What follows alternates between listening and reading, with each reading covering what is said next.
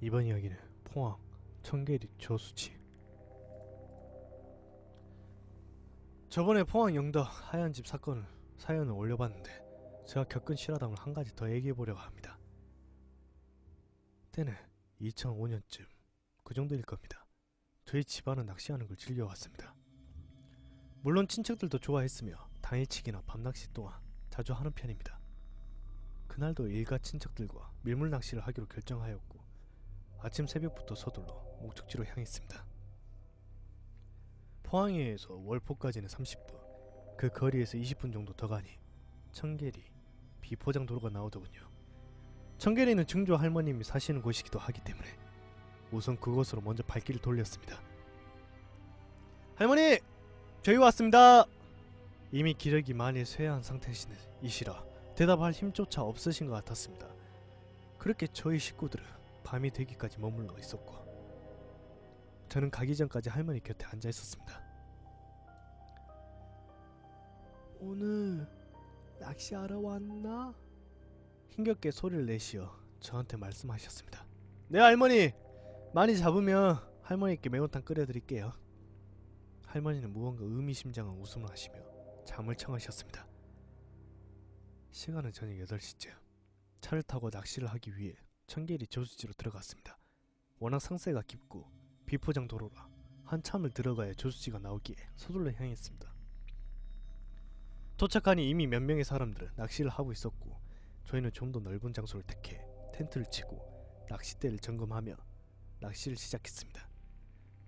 외삼촌과 저, 고모부 모두 입질이 없는지 30분째. 그때가 지났을 무렵 아버지께서 한 마리 걸리셨는지 낚싯대를 들어 올리셨습니다. 야 이거 보고 우와 이렇게 힘이 세노? 와 큰놈이 물었나? 오우. 점점 걸린 것이 모습을 보일 때쯤 검고 길쭉하게 생겨 모두 의아할 때 외삼촌이 손을 가리키며 말씀하셨습니다. 저거 장어 민물장어 아이가? 요새 저런 것도 올라오나? 하며 말할 때였습니다. 아버지는 낚싯대를 당겨 그것을 올렸고 순간 저는 놀라지 않을 수가 없었습니다. 그것은 민물장어가 아니라 뱀이었습니다. 아버지는 밤눈이 어두운 편이라 아직 모르셨고 저는 황급히 아버지를 보고 외쳤습니다. 아버지 그거 장어가 아니라 뱀입니다. 뱀! 당기지 마시고 버리세요. 야 무슨 소리를 하노? 뱀이 와 지렁이를 무노?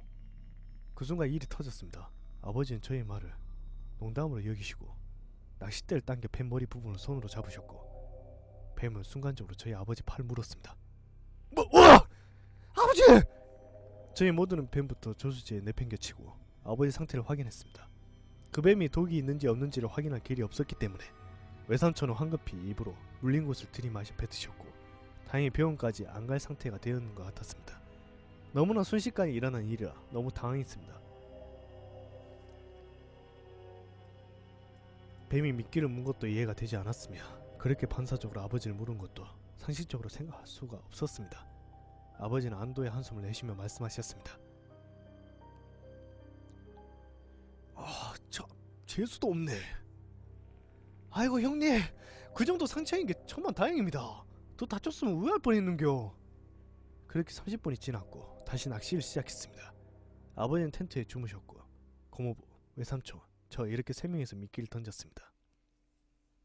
유난히 고기가 잡히지 않았습니다. 그래도 붕어 한 마리 안 낚이겠나 하는 마음으로 기다렸으나 입질은 잘 오지 않았습니다. 시간은 계속 흘렀고 시계바늘은 자정을 가리키고 있었습니다. 점점 눈이 무거워질 적 옆쪽에서 무언가를 물속으로 던지는 소리가 들렸습니다.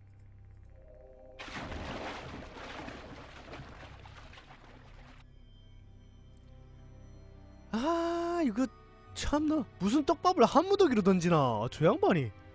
외삼촌이 신경질적으로 푸념하셨습니다. 저 또한 그 소리가 컸기에 인상을 찌푸렸고 저러다간 곁에 있던 물고기마저 달아나게 될 것 같았습니다. 저희가 자리가 양쪽으로 나무가 우겨져 옆쪽에 있는 사람들은 보이지 않는 곳이었습니다. 도저히 안 되겠는지 외삼촌은 자리에서 일어나 소리쳤습니다. 야 그거 보소! 야 양반아! 당신만 여기 낚시하러 왔나 어? 그래서 첨벙거림 멈췄고 다시 조용해졌습니다. 저는 외삼촌 말에 수긍했기 때문에 조용해진 거라 생각했습니다. 고기를 낚지 못한 아쉬움을 한 채 텐트로 잠을 청하러 갔습니다. 저는 밖에서 외박을 하며 일찍 일어나는 습관이 있기 때문에 그날도 새벽 6시쯤에 일어났습니다.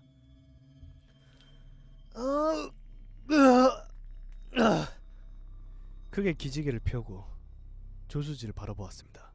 새벽인지는 몰라도 조수지는 안개로 뒤덮여 있었고 산속인 만큼 날씨도 추웠습니다. 다시 텐트로 돌아가 외투를 입을 때였습니다.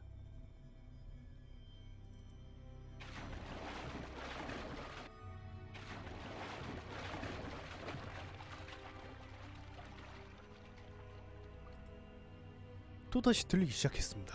이제 이상한 기분마저 들었습니다. 어제와 반복되는 똑같은 첨벙거리. 저는 그것을 확인하기 위해 옆쪽에 있는 그 소리로 향했습니다. 그쪽으로 갈수록 커져가는 첨벙소리.